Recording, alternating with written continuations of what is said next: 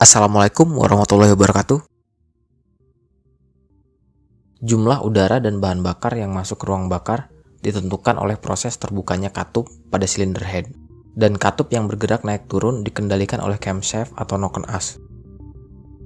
Jarak hidung atau cam lobe pada noken as menentukan lebar celah katup yang terbuka ketika langkah hisap dan langkah buang.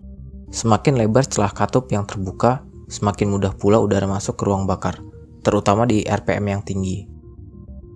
Dan besarnya sudut cam lobe menentukan lama katup terbuka.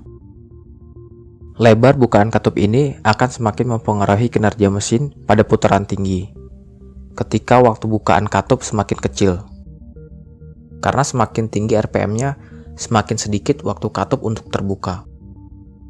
Namun pada putaran bawah, ketinggian katup sangat mempengaruhi torsi yang dihasilkan mesin, karena setiap gerakan katup harus melawan gaya pegas pada per katup. Bukaan celah katup yang lebar akan membebani kruk as yang menggerakkan noken as untuk mengendalikan katup. Pada kendaraan yang mengutamakan aspek ekonomis, profil noken yang rendah dan sudut bukaan klep yang singkat menjadi pilihan utama.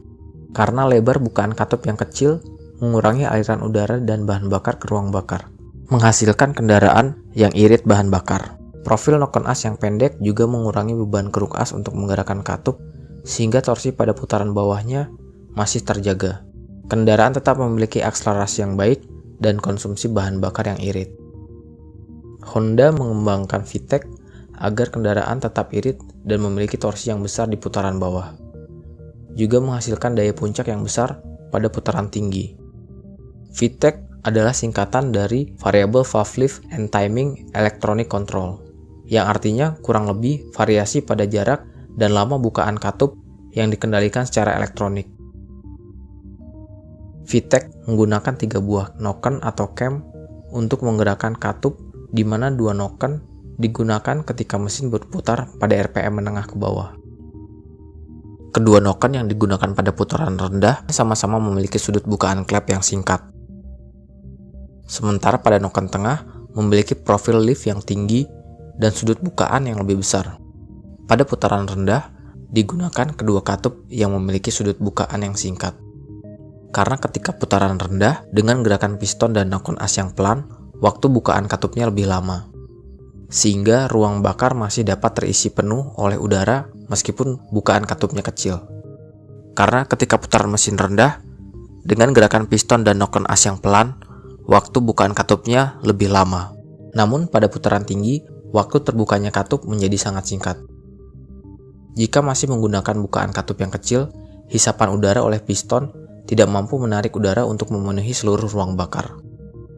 Pada mekanisme VTEC, dengan mempertimbangkan putaran mesin, beban, kecepatan, dan tekanan ruang bakar, sebuah aktuator elektronik yang terhubung melalui saluran hidrolik akan mendorong pin pengunci pada rocker arm primer dan mendorong pin yang berada pada rocker arm tengah untuk mengunci lagi rocker arm sekunder.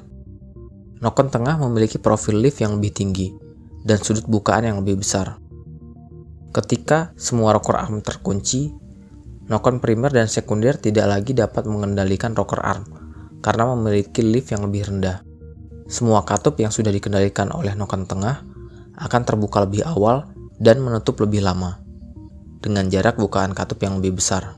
Dengan profil noken yang agresif, udara akan lebih mudah terhisap ke ruang bakar pada putaran tinggi.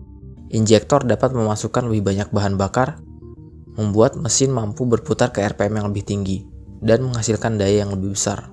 Ketika pedal gas dilepas, aktuator akan kembali ke posisi awal dan pin pada rocker arm primer akan kembali ke posisi semula.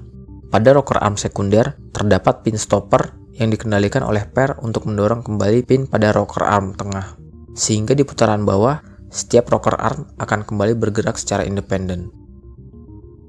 Dengan mekanisme VTEC, kendaraan dapat memiliki daya puncak yang besar, namun tetap memiliki efisiensi yang baik. Profil lift yang rendah dan durasi yang pendek juga mengurangi jumlah udara dan bahan bakar yang masuk ke ruang bakar, membuat mesin lebih irit. Selain itu, beban untuk mendorong per katup juga berkurang, sehingga pada putaran rendah, torsinya tetap terjaga. Mekanisme VTEC ini dapat dipasang pada katup masuk dan katup buang, atau jika kendaraannya sudah dipasang turbocharger, VTEC hanya perlu dipasang pada katup buang seperti pada Civic tipe R terbaru.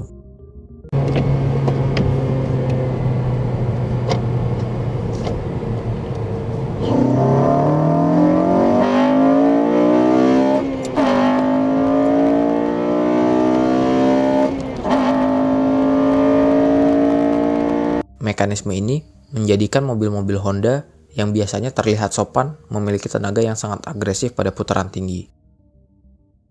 Sekian dulu videonya. Semoga waktu Anda bermanfaat. Jangan lupa untuk komen jika ada yang salah dari video ini. Wassalamualaikum warahmatullahi wabarakatuh.